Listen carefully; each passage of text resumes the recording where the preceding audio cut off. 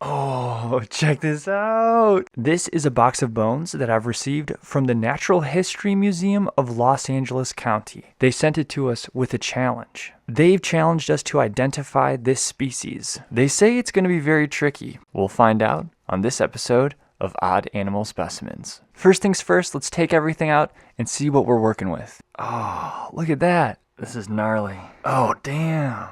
Okay, we got some sort of torso here. Here's limb number 1. Another limb, I guess. A neat pair of 2 scapulas. This tail is so nice. That's so cool. And a box that says tag inside. This box holds the identification tag for this species. We'll open it up once we have our official guess. Okay, so this is what we're working with. Problem right off the bat, there's no skull. If you've seen some of these videos before on this channel, you know that the skulls are primarily what we use to identify species. Nevertheless, there are a couple interesting things around here that I'm pretty sure will help us identify this. First thing I want to look at is this torso. We're looking at a really interesting specimen here. It's what they call semi-articulated. It's kind of been half put together. This is pretty unusual. I don't often see specimens like this. To tell you the truth, I'm not getting much from the torso, but I did see something that caught my eye in those limbs that we had. We're definitely missing some bones here. Now, when I first saw these limbs, I thought these two were both arms. But after looking for a while, I realized I was incorrect. Because check this one out specifically. I'm going to push in and we're going to look at that joint right there. Do you see this little bump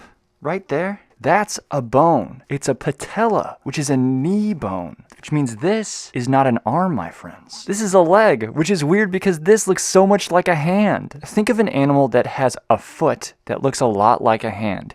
If you thought of primate, that's exactly what I'm thinking too.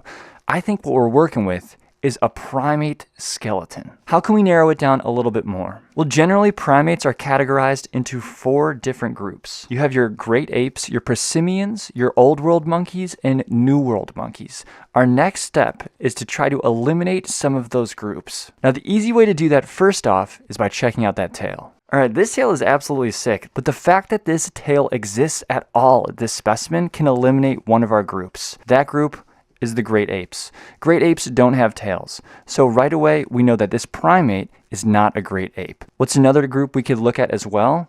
Specimens. To determine whether or not this is a specimen, we have to look at the hand. Specimens have a really unique trait where the 4th digit on their hand is the longest. So this finger right there is going to be the longest finger. We have the 1st digit, 2nd digit, 3rd digit, 4th digit. It's not really definitive that that 4th digit is the longest. I'm tempted to say that the 3rd digit might actually be a little bit longer. I'm not completely positive about this, but I'm going to say that this is not a specimen. 2 categories left. Old world monkey and new world monkey. The thing that's most helpful to distinguish old world monkeys from new world monkeys, unfortunately, is their skull, which we don't have, so that's just entirely a bummer. Other things typically used to distinguish the 2 types of monkeys from each other are their nostrils and, funnily enough, their butt pads. New world monkeys have these big old pads on their butts. They're kind of like giant butt calluses, but they don't really make themselves known in any part of the skeleton. So unfortunately, we can't ID this monkey based on its butt pad. If I were to do anything at all to make a guess though, this is it. Generally speaking, old world monkeys are very large and they have short tails. This specimen right here is a little bit smaller for a monkey and has an extremely long tail. That leads me to believe that this is a new world monkey. Okay, Los Angeles County, here's the deal. You didn't give us a skull, so I can't really identify this to species. The best I can do is right here. This is a primate, specifically a new world monkey. I'm just gonna fire off a couple new world monkeys this could possibly be. You got marmosets, tamarins,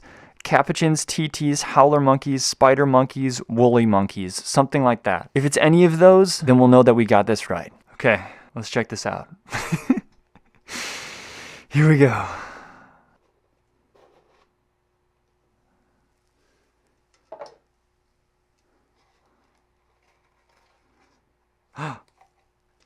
This is the back.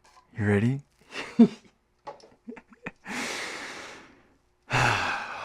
Okay, new world monkey, guys. Let's see if we got it right.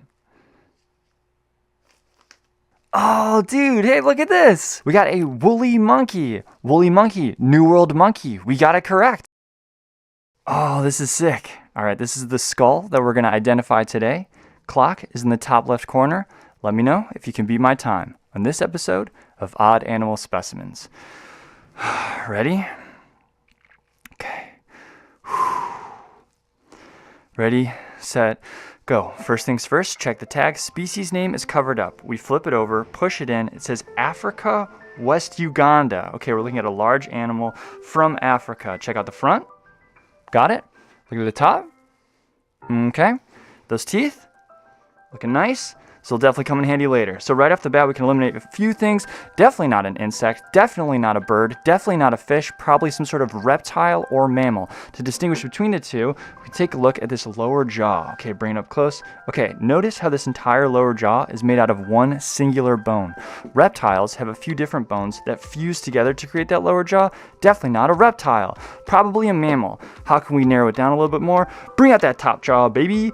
Any distinguishing features? Heck yeah. Let's look at the front, push in a little. Look at this big old canine tooth. Look at this canine tooth is used to latch onto prey, right? And check those premolars. Yeah, these are very sharp premolars used for tearing flesh. This, my friends, eats meat. We're looking at a carnivore. I'm guessing the order Carnivora, which is like bears, maybe a hyena or something like that. To narrow it down, to get a little bit more specific, we got to go to those teeth again. Okay, we're going to push in a little. Oh, the camera's falling apart. Okay, dental formula time. We're going to start at the middle. So look at this. Ready? 1, 2, 3 incisors, 1 canine, 1, 2, 3 premolars, and 1 molar. That's 3, 1, 3, 1. That, my friends, is the dental formula for think. Felidae. That's cats. So we have a large African cat on our hands, which means it's one of 3 potential things. It's a leopard, a cheetah, or a lion. Can we eliminate any of them? Yes, we can, because this thing looks weird. Okay, see this right here? This is called a sagittal crest, this little pinched area on the top of the skull.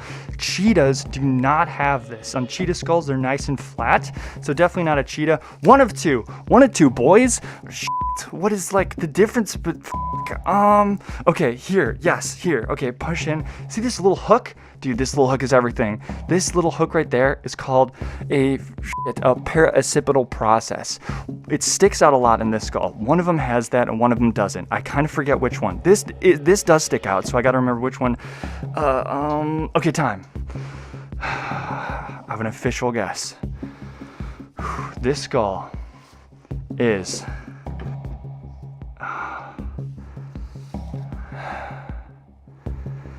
a lion.